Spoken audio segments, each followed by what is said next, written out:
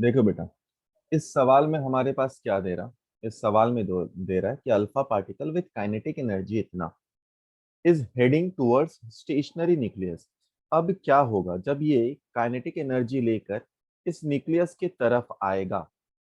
तो alpha particle भी positive, ये भी पॉजिटिव, तो पॉजिटिव पॉजिटिव पे जो फोर्स लगेगा वो किधर लगेगा? इस डायरेक्शन में, अवे फ्रॉम लगेगा। तो इसका जो स्टार्टिंग में वेलोसिटी होगा वो वेलोसिटी डिक्रीज होगा, डिक्रीज होगा, डिक्रीज होगा। यहाँ पर पहुंच के क्या हो जाएगा? यहाँ पे सिर्फ इसके पास वेलोसिटी की वैल्यू जीरो, बट क्या रहेगा? पोटेंशियल एनर्जी रह जाएगा। यानी जो काइनेटिक एनर्जी यहाँ पर दूर पे था वो पूरा का पूरा कन्वर्ट हो जाएगा पोटेंशियल एनर्जी में। और यही कंसेप्ट अपने को लगाना है इस सवाल को सॉल्व करने के लिए। तो कैलकुलेट क्लोजेस्ट अप्रोच, मतलब मिनिमम डिस्टेंस जो आर लिखा हुआ वो कितना होगा। तो अपने को पता है काइनेटिक एनर्जी किसके बराबर हो जाएगा? पोटेंशियल एनर्जी के बराबर हो जाएगा। काइनेटिक एनर्जी अपने पास दिया हुआ है, कितना दिया हुआ है वो? 10 mega electron volt is equal to क्या क्या दिया हुआ है हमारे पास? के, Q1 Q2 अपॉन आर के बराबर। ठीक है। अब Q1 अल्फा पार्टिकल ले लेते हैं, 10 मेगा इलेक्ट्रॉन वोल्ट, उसको भी कन्वर्ट कर लेते हैं। तो कितना है? 10 इंटू 10 का पावर 6। इलेक्ट्रॉन वोल्ट के लिए 1.6 इंटू 10 का power of -19 is equal to के। 9 इंटू 10 का पावर ऑफ 9 क्यू। Q1 की वैल्यू अगर अल्फा पार्टिकल ले लेते हैं तो अल्फा पार्टिकल क्या होता है? 2 इलेक्ट्रॉन, यानी 2 ई लिख देते हैं, बाद में लिख देंगे। Q2 क्या है? 50 इलेक्ट्रॉन, 50 एटॉमिक नंबर दिया है ना, क्योंकि प्रोटॉन का चार्ज एक इलेक्ट्रॉन के बराबर ही होता है, बस प्लस साइन होता है, डिवाइडेड बाई आर। तो अब यहाँ से पूरी तरह से हम लोग क्या करेंगे? इनफैक्ट एक ई से एक ही कैलकुलेट कर लेंगे यहाँ से, उसके बाद स्मॉल आर की वैल्यू निकाल लेंगे, जो है 9 इंटू 10 का पावर ऑफ -19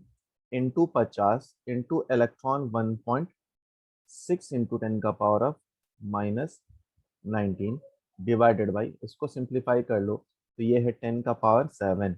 तो उसको ऊपर जाएगा, आर निकाल लो यहाँ से आर निकालने की कोशिश करो, ट्राई करो।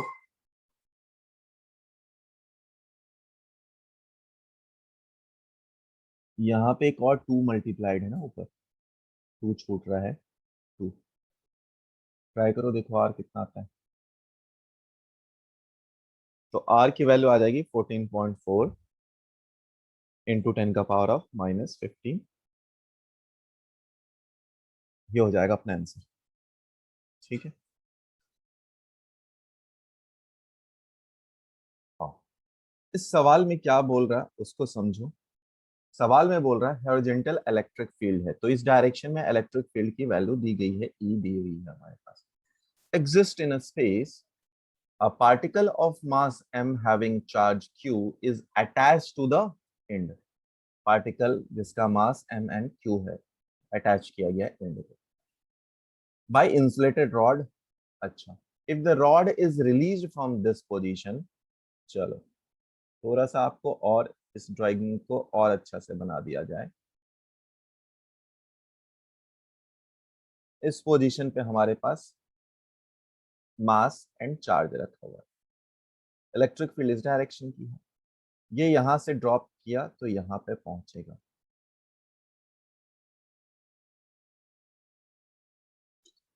Then find angular velocity. आपसे क्या निकालना है? ओमेगा निकालना, with which it passes the ground, है ना, या बॉटम पोजीशन। अपने पास v इज इक्वल टू क्या होता है? आर ओमेगा होता है, ये बात को भी ध्यान में रखना। अब देखो इस डायरेक्शन में इलेक्ट्रिक फील्ड है, इलेक्ट्रिक फील्ड की भी वैल्यू दी गई है। ये यहां से यहां तक नीचे आएगा तो क्या क्या होगा, उस बात को अपने को समझना है कि यहां से यहां तक नीचे आएगा तो क्या क्या चीजें होंगी। पोटेंशियल एनर्जी का चेंज होने वाला है। कौन कौन सा पोटेंशियल एनर्जी का चेंज होने वाला है? एक होगा ग्रेविटेशनल पोटेंशियल एनर्जी, जिसकी वैल्यू होगी m into g into h, और h की जगह पे होगा L1 - cos थीटा, ये हाइट। इलेक्ट्रिक फील्ड के डायरेक्शन में आप जा रहे हैं तो क्या होता है? इलेक्ट्रिक फील्ड का डायरेक्शन कैसे होता है, इस पे भी हम लोग वापस से बात करेंगे, और एक बार पहले भी बात किए हुए। इज इक्वल टू होता है -डेल्टा v/डेल्टा l। Delta v is equal to होता है E times of delta X. मतलब इलेक्ट्रिक फील्ड का जो डायरेक्शन है वो डिक्रीजिंग पोटेंशियल की तरफ होता है, ठीक है। यानी यहां से यहां तक अगर आया तो drop in potential energy of electrostatics मतलब डेल्टा यू ई, अगर मैं लिखूं तो कितना होगा, minus q times of E into V, E into delta x. Delta x क्या होगा बेटा, ये डिस्टेंस कितना होगा, ये अगर ये लेंथ एल है तो ये डिस्टेंस हो जाएगा एल साइन थीटा, ठीक। चलिए आगे बढ़ते हैं सवाल की तरफ। हमारे पास क्या क्या है, total kinetic energy is equal to, या टोटल एनर्जी का सम अगर बोला जाए तो kinetic energy is plus potential energy का चेंज जीरो के बराबर। यानी चेंज इन काइनेटिक एनर्जी क्या होता है, minus of change in potential energy, ये अपने को पता है। काइनेटिक एनर्जी क्या होगा, हाफ एम वी स्क्वायर। चलो सिंप्लीफाई करते हैं और आगे बढ़ते हैं इसको।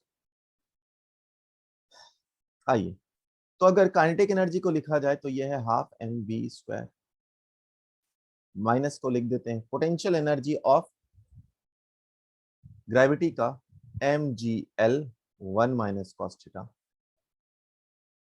थीटा की वैल्यू बाद में 45 डिग्री दी हुई है सवाल में। यहां पे पोटेंशियल एनर्जी कितना होगा उसको भी लिख लेते हैं। यहाँ पे जो पोटेंशियल एनर्जी होगा E delta x with a minus sign, तो माइनस क्यू। इलेक्ट्रिक फील्ड की वैल्यू कितनी थी हमारे पास, इलेक्ट्रिक फील्ड की वैल्यू थी m g upon q. Delta x कितना है, एल साइन थीटा। ये आ गया हमारे पास किसका, समझ में आया।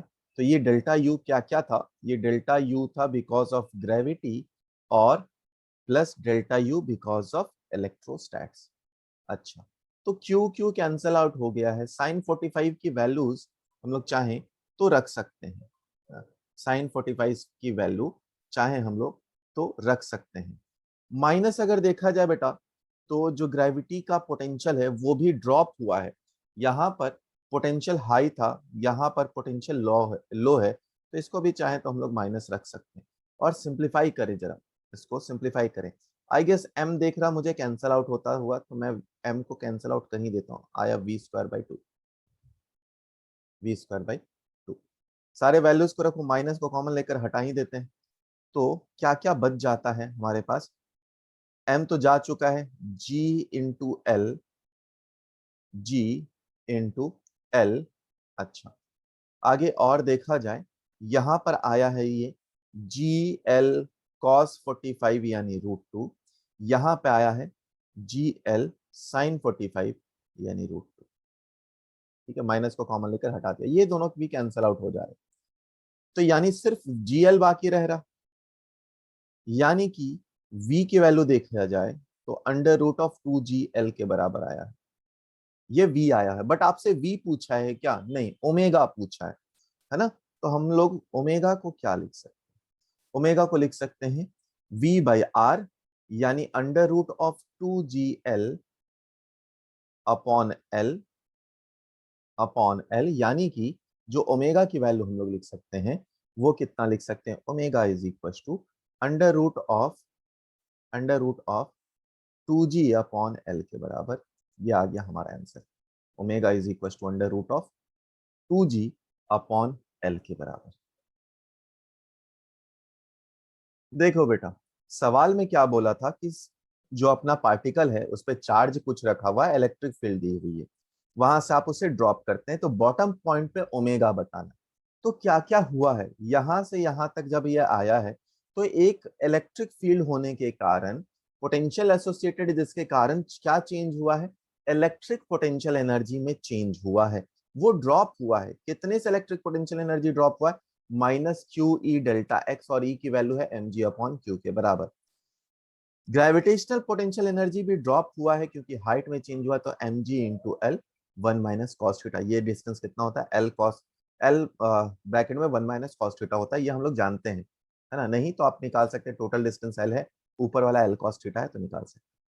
तो टोटल चेंज इन एनर्जी कितना होता है? जीरो, क्योंकि एनर्जी तो टोटल कांस्टेंट है, तो kinetic energy plus potential energy zero, change in kinetic energy plus change in potential energy zero, यानी kinetic energy is equal to minus delta U. अब आप सारे वैल्यूज को यहाँ पर रख दिए। ये क्या है? ये है potential energy because of gravity. ये क्या है? Potential energy because of electrostatics. दोनों को आप सम करें, यहां से वेलोसिटी निकालें। वेलोसिटी निकल गया तो ओमेगा क्या होगा? अंडर ओमेगा निकाल सकते हैं, v is equal to R omega से। ओमेगा आ जाएगा v बाई आर से। आर की वैल्यू कितनी है? लेंथ के बराबर, क्योंकि लेंथ है।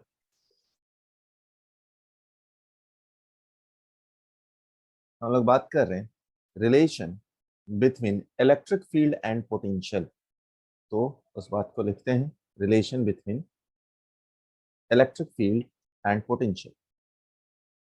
Relation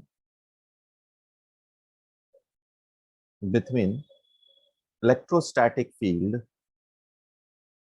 and potential and potential।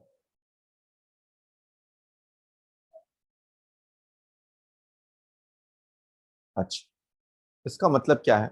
और बेटा हम लोग जरा और देखते हैं। चेंज इन पोटेंशियल अपने पास याद करो किसके बराबर आया था? वो आया था वर्क डन अपॉन चार्ज के बराबर आया था।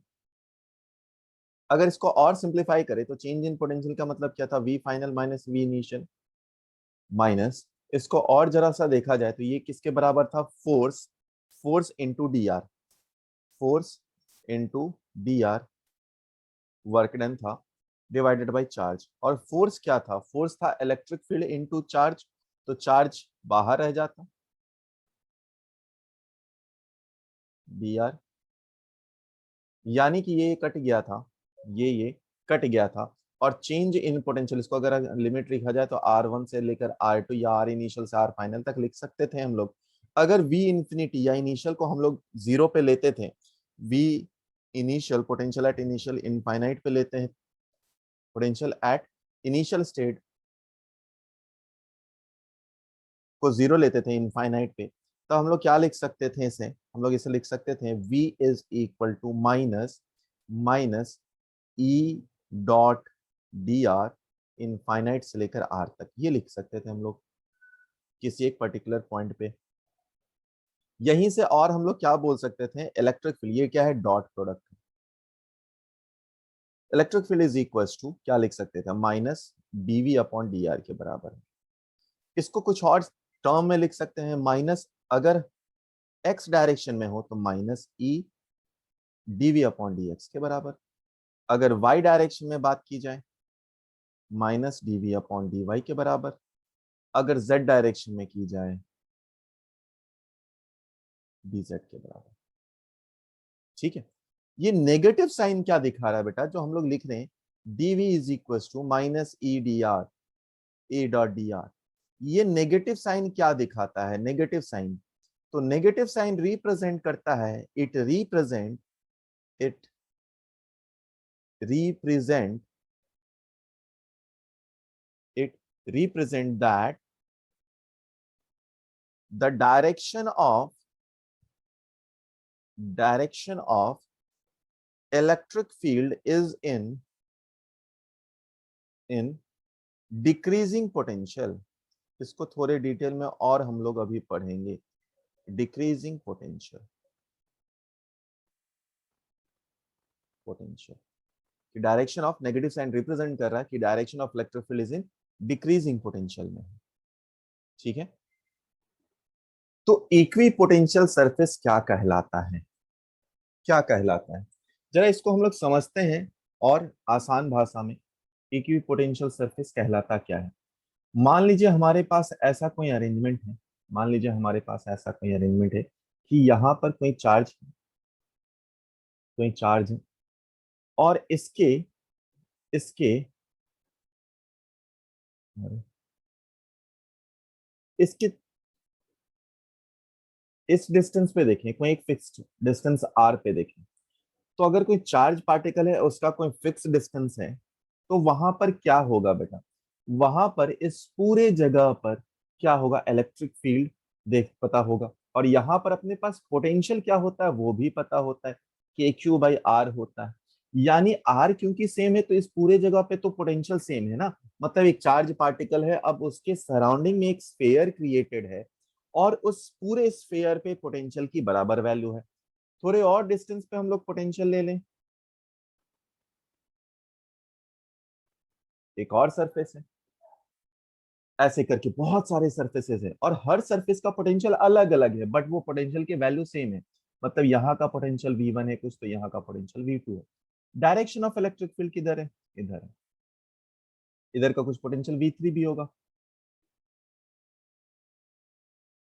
सिमिलरली अगर मान लो हमारे पास कोई एक चार्ज वायर है या फिर प्लेट है, सपोज चार्ज प्लेट या वायर जो रखना है रख लीजिए।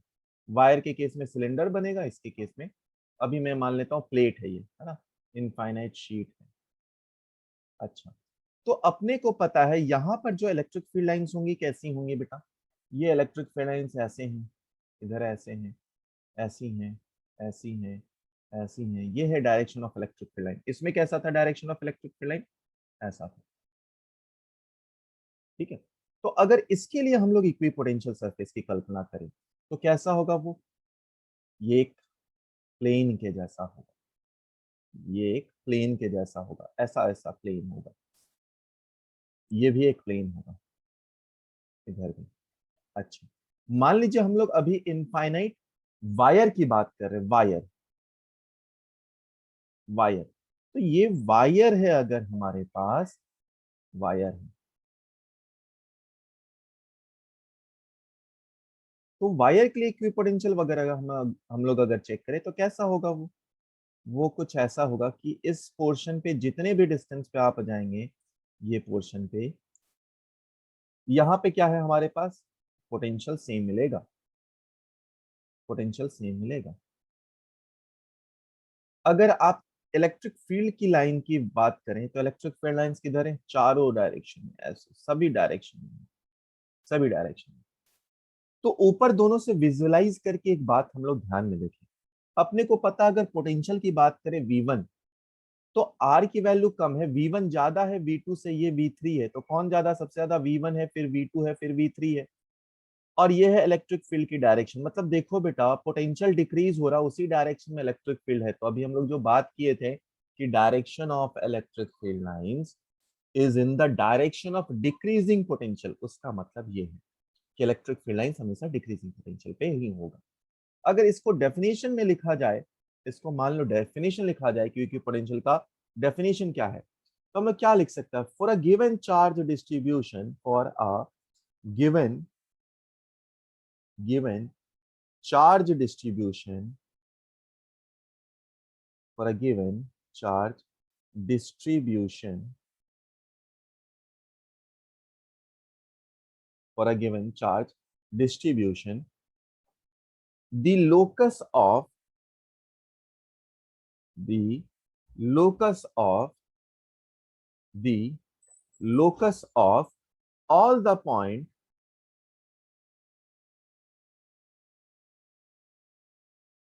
locus of all the point for which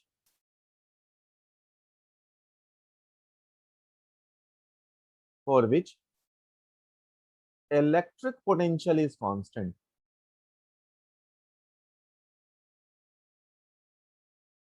is constant,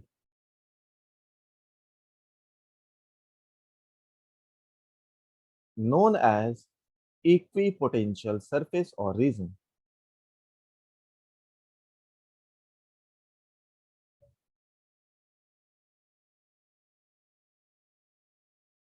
or region.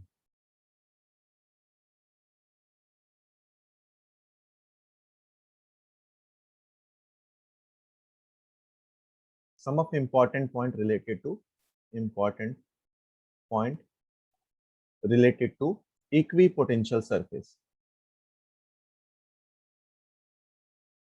to equipotential surface।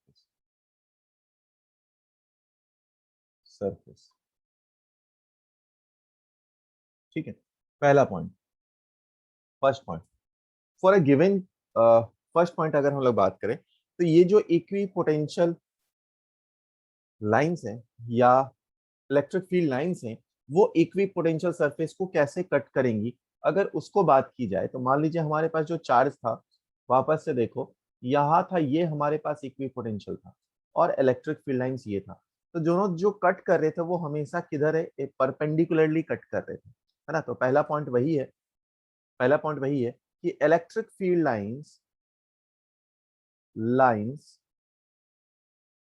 will will always be perpendicular to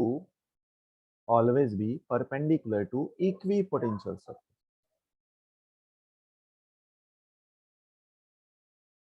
Potential surface.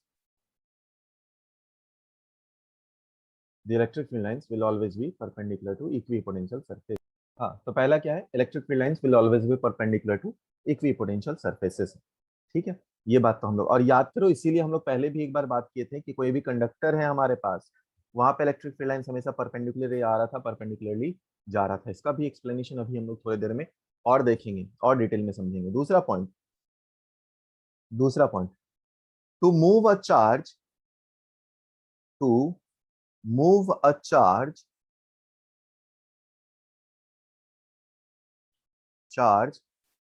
From one equipotential surface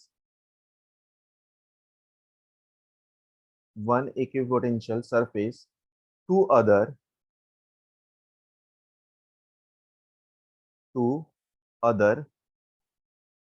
work is required, work done is required. मतलब यहाँ का को potential कुछ और था, यहाँ का potential कुछ और था, तो अगर आप इस दोनों को बीच में चार्ज को लाते हैं तो work done is equal to क्या हो जाएगा, चार्ज इनटू डेल्टा वी। ठीक है, ये हम लोग जानते हैं। अच्छा, तीसरा, no two equipotential surface, no two equipotential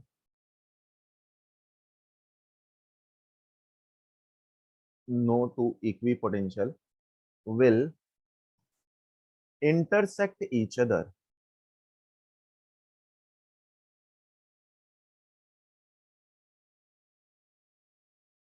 No two equipotential surface will intersect each other because at the point of intersection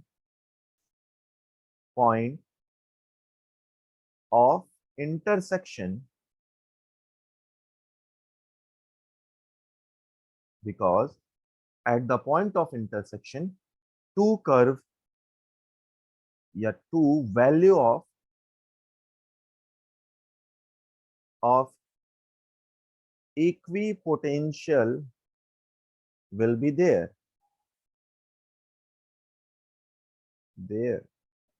which is not possible,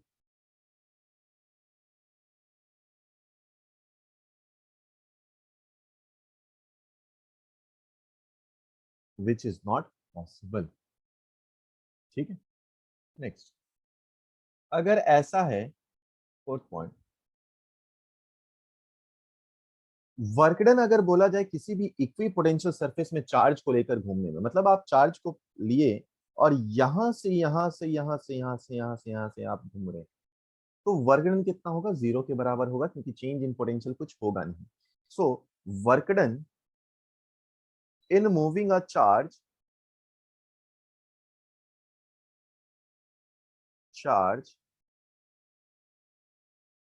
on equipotential surface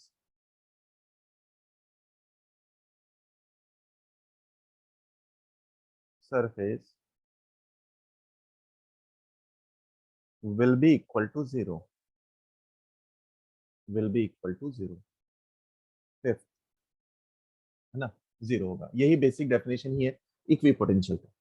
अच्छा, अगर मान लो कहीं पे ऐसा हो कि इक्विपोटेंशियल लाइन बहुत या इक्विपोटेंशियल कर्व बहुत पास पास है, तो इसका मतलब क्या होगा, है ना। तो उसका मतलब क्या होगा, उसी बात को लिखते हैं, if equipotential curve, if equipotential curve, if equipotential curve or surface are crowded together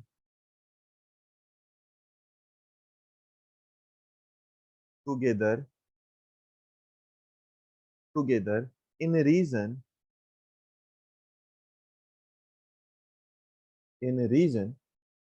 which means that it means that electric field is stronger there.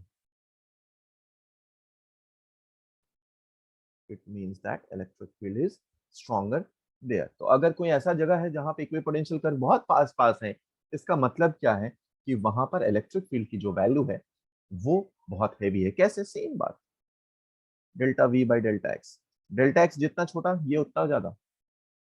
ठीक है, नेक्स्ट, अगर ऐसा माना जाए कि हमारा जो इक्विपोटेंशियल सरफेस है, हमारा जो इक्विपोटेंशियल सरफेस है वहां पर पोटेंशियल बराबर नहीं होता। कैसे नहीं होता? उसका भी रीजन है। मान लीजिए जो इलेक्ट्रिक फील्ड लाइंस हैं वो परपेंडिकुलर नहीं होती। So if the electrostatic field lines are not perpendicular, if electric field lines are not perpendicular to equipotential surface CL surface, तो क्या होता? Equipotential surface, then there will be a component, there will be a component of electric field along the surface. क्या बोल रहे हैं sir, समझ ही में नहीं आया। देखो, अगर इलेक्ट्रिक फील्ड, ये अपने पास इक्विपोटेंशियल सरफेस है, इलेक्ट्रिक फील्ड लाइंस कैसे थे?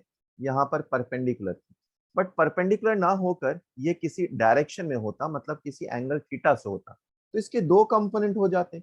दो कंपोनेंट होते मतलब एक कंपोनेंट इधर होता, एक कंपोनेंट इस सरफेस की तरफ भी होता, जो ई कॉस थीटा आसपास हो जाता।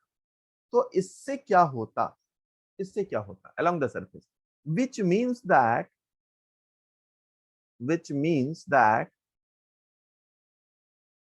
there will be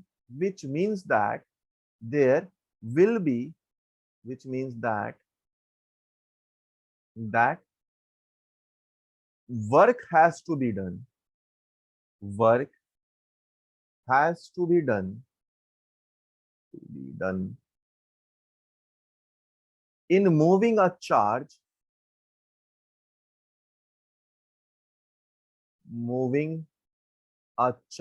on surface।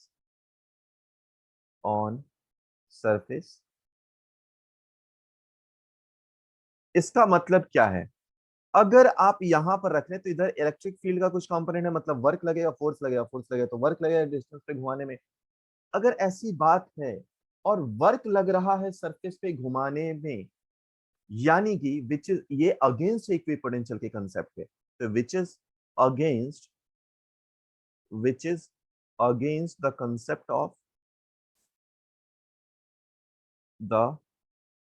Concept of equipotential.